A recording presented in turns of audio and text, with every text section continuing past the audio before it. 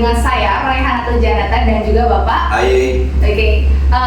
Pada kesempatan kali ini kita akan berbincang santai nih dengan Pak Haye mengenai apa yang sudah kita peringati hari ini, yaitu hari ini adalah tanggal 1 Juni yang mana bertepatan dengan hari lahir Pancasila, begitu ya Pak? Dan pada kesempatan kali ini kita akan berbincang mengenai Pancasila dan juga tentu saja terkait kepemiluan gitu.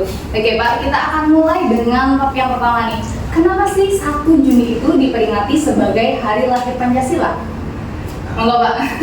Itu proses perdebatan yang panjang Mbak, yang akhirnya membuahkan hasil. Bapak Presiden Jokowi itu membuat Kepres nomor 24 tahun 2016 yang intinya tentang hari lahir Pancasila. Dan kenapa kok tanggal 1 Juni? Kenapa kok tanggal lain? Ini bermula dari sejarah. Dulu kan sebelum kemerdekaan ada panitia yang disebut dengan BUPKI. Iya. Iya. Saya dulu belajar sejarah. Bahasa Jepang itu Joko Jube Kosake seperti itu. Itu melakukan sidang yang pertama tanggal 28 Mei tahun 1945 yang intinya itu adalah membahas tentang dasar-dasar dari negara Indonesia merdeka. Kemudian tanggal 1 Juni itu ada sidang yang kedua, dan tanggal 1 Juni itu juga Soekarno saat itu kan belum jadi presiden ya. Soekarno masih menjadi termasuk bagian dari panitia persiapan kemerdekaan itu melakukan pidato yang intinya di situ adalah tentang dasar-dasar negara. Tapi secara tidak langsung atau tidak hanya tersirat saja, tersirat saja. Itu ada tentang Pancasila. Kemudian mantan ketua BPUPKI yang pada saat itu dijabat oleh Dr. KRT Rajiman itu membuat buku tentang BPUPKI itu membuat pengantar yang intinya itu berisi tentang pidato dari Bapak Soekarno. Yang di situ beliau menyebutkan tentang lahirnya Pancasila. Mungkin momen itu yang sejarah itu oleh ahli sejarah ditetapkan atau diusulkan menjadi hari lahirnya Pancasila. Kemudian ditindaklanjuti dengan Bapak Presiden Bapak Jokowi membuat Kepres yang saya sebutkan tadi nomor 24 tahun 2016. Oke.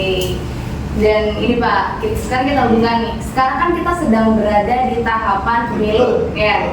Masih di tahapan pemilu. Nah, mungkin bisa dijelaskan nih Pak, bagaimana sih sebenarnya korelasi dari Pancasila dan juga pemilu ini?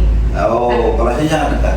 Artinya semua pemilu itu adalah harus didasari pada Pancasila dan Undang-Undang Dasar 45. Jadi semua tahapan yang terlibat di dalam pemilu itu juga harus relevan dengan nilai-nilai Pancasila. Jadi tidak boleh melenceng dari apa yang diajarkan Pancasila, terutama sila yang keempat. Oke, sila keempat nih. Dasarnya ada sila keempat. Itu kemudian di dalam kepemiluan nanti semuanya baik penyelenggara maupun peserta itu harus menginternalisasi nilai-nilai Pancasila itu sehingga menjadi sendi-sendi di mana pemilu itu diselenggarakan harus semuanya berdasarkan atau berasal dari Pancasila. Yang poin-poin pokok yang harus dijaga di dalam pemilu yang harus dilaksanakan dari marwah dari Pancasila, yang pertama adalah perilaku yang inklusif itu harus dihindari. Inklusif itu artinya mementingkan diri sendiri, menganggap kelompoknya itu benar sendiri dan menganggap orang lain untuk memilih kontestan yang lain atau peserta yang lain atau penyelenggara yang lain itu jelek. Semuanya yang paling baik adalah diri saya itu harus dihindari karena sangat bertentangan dengan nilai Pancasila tersebut. Yang kedua harus bersifat pluralistik, artinya saling menghargai, toleransi baik terhadap orang lain, terhadap orang yang istilahnya memeluk agama lain, ras lain, menggunakan bahasa yang lain. Jangan sampailah kita banyak pengalaman di pemilu tahun berikutnya justru itu menjadi senjata dengan istilahnya membeda-bedakan, terutama agama yang paling sensitif ya, agama orang yang misalnya kan agama dibawa ke politik. jahat, gitu. Iya. Jahat sekali. Iya. Sebenarnya agama itu adalah untuk urusan kita dengan Tuhan, urusan Iya. agar kita menjadi hidup lebih baik, dibawa ke politik itu menjadi sebagai senjata untuk menyalahkan satu sama lain gitu ya. Sangat berbahaya sekali. Mungkin mereka menggunakan dasar dengan filosofi orang luar sana, ya saya lupa namanya itu, bahwa jika kamu masuk ke dalam suatu negara atau wilayah yang susah untuk kamu kendalikan atau susah kamu pengaruhi, maka gunakanlah isu agama. Mereka akan mudah. Bahaya Mbak ya. Di Indonesia yang benar-benar Iya, apalagi di Indonesia ada. Iya, yang Pancasilanya harus tetap teguh. Iya. Jadi kasus hal. Dan sekarang juga banyak yang orang yang istilahnya apa ya, yang kelompok-kelompok yang terang-terangan Fanatik. Iya, fanatik juga, terang-terangan di tempat umum itu menjelaskan Pancasila, merongrong, nah itu kan bahaya sekali. Iya. Kemudian musyawarah mufakat, ya, yang sudah tentu musyawarah mufakat di sini jadi pokok di dalam pemilu itu adalah DPR, Presiden dan KPU.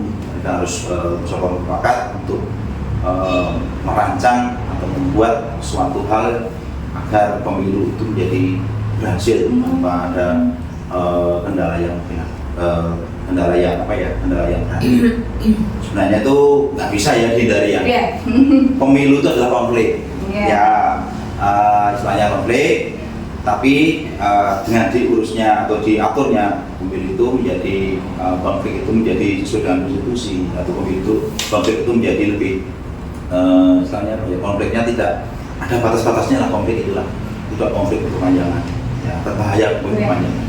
Kayak di pilihan lurah ya itu udah ya, ada konflik, lurahnya sudah jadi, lurahnya sudah pensiun, sudah selesai, itu buku yang semua masih aja.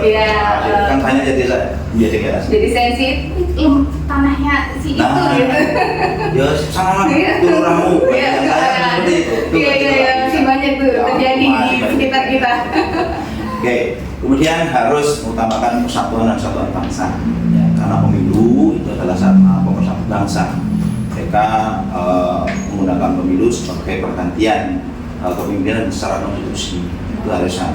Nah, bagaimana kita membentuk suatu pemerintahan yang benar-benar sesuai amanah itu melalui pemilu, karena kita menggunakan demokrasi di Pancasila. Jadi intinya dalam pemilu itu kita harus benar-benar bersumber pada nilai yang terkandung dalam Pancasila. Jadi demokrasi Pancasila itu harus benar-benar teguh. Jangan sampai hanya karena pemilu itu hanya untuk menjadi seorang pemenang, untuk menjadi seorang yang berkuasa, itu melanggar semuanya. Iya, sampai menghalalkan segala Iya, cara. apalagi sampai menimbulkan perbedaan. Iya, malah Ya.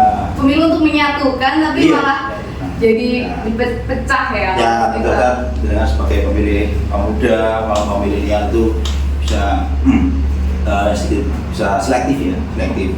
Yang mungkin di media sosial banyak sekali ini dengan penggemar TikTok, penggemar Instagram, penggemar snack video atau apa, kan isinya banyak sekali ya, banyak sekali istilahnya berita-berita yang kurang jadi dipertanggungjawabkan.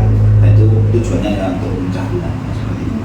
Jadi kami harapkan pemilu di Indonesia yang didasari pada nilai-nilai Pancasila itu bisa benar-benar mewujudkan harapan dan mimpi yang dibangun oleh para pendahulu kita, para pahlawan yang sudah memperjuangkan, yang sudah membuat, sudah menelaah, sudah mempelajari tentang dasar-dasar negara. Yang mungkin sampai saat ini Pancasila banyak sekali rombongan, banyak sekali, tapi Pancasila benar-benar sakti, dan itu seluruh bangsa Indonesia harus bersatu padu. Di saatnya kita menunjukkan bahwa dasar yang paling baik untuk Indonesia adalah Pancasila. Oke. Hidup Pancasila. Hidup. Nah, ini nggak sia-sia nih perbincangan kita di sore hari ini. Kita sudah membahas tadi. Kita mungkin sedikit flashback mengenai pelajaran sejarah di sekolah gitu, sejarahnya dari Pancasila, kemudian ya mungkin mohon maaf saya nggak begitu detail karena saya bukan guru sejarah. Ya kita butuhkan informasi mengenai 1 Juni itu kok Pak. Dan juga tadi ada ilmu baru mengenai hubungan antara Pancasila dan juga kepemiluan, dan juga tadi sudah ada wejangan juga dari Pak Haye ya. Dan ini Pak, terakhir Pak, bagaimana nih Pak menurut Bapak cara untuk mewujudkan pemilu yang sesuai dengan nilai-nilai Pancasila? Ini mungkin tips buat para pemilih muda ini yang di luar sana, ataupun juga pemilih tua yang mungkin masih belum terketuk hatinya untuk melaksanakan pemilu yang secara asas berjurdil seperti itu Pak. Baik, seperti kita mungkin dipelajari dulu ya di sekolah tentang Pancasila, tentang semuanya adalah mengajarkan kebaikan, mengajarkan sikap, perilaku yang penuh dengan moral dan etika. Jadi untuk pemilu yang benar-benar itu harus benar-benar sesuai dengan atau relevan dengan sendi-sendi Pancasila tersebut. Yang saya katakan tadi ya, istilahnya jangan bersifat inklusif, bersifat pluralistik, harus saling menghargai, semuanya bersama-sama musyawarah mufakat, dan semuanya tujuannya dalam frame persatuan bangsa Indonesia. Jangan sampai pemilu ini didominasi oleh kepentingan luar atau kepentingan yang lain yang justru malah menjadikan momen pemilu itu menjadi momen untuk membuat disintegrasi bangsa. Itu mari kita haruskan pemilu sesuai dengan dasar-dasar dari Pancasila dan jelas undang-undang dasar. Oke, baik teman-teman, itu dia tadi pengingat dari Pak Haye mengenai ayo kita laksanakan pemilu yang sesuai dengan nilai-nilai Pancasila ya, karena pemilu ini juga merupakan perwujudan dari demokrasi nyata. Ini terutama sila keempat dari Pancasila, dan untuk itu kita sebagai warga negara Indonesia yang berideologinya Pancasila, untuk itu wajib untuk mendukung terlaksananya pemilu yang sesuai dengan nilai-nilai Pancasila dan juga dengan asasnya berjurdil, dan pokoknya mari kita dukung apapun yang terbaik untuk bangsa ini.